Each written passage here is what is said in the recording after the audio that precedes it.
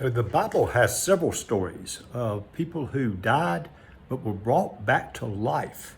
In the Old Testament, there's the story of the widow from Zarephath, the son of the widow of Zarephath, who Elijah brought back to life, and also the son of the Sumanite woman that Elisha brought back to life, and then the man who was actually brought back to life when he touched Elisha's bones.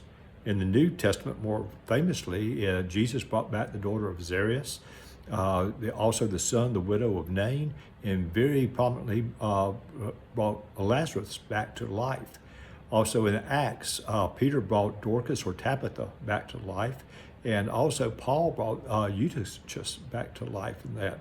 All these prove that God has power over death.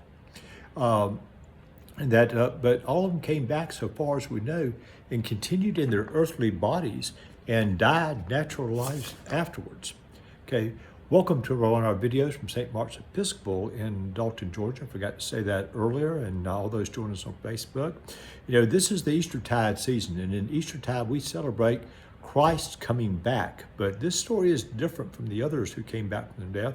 We worship and celebrate a risen Christ.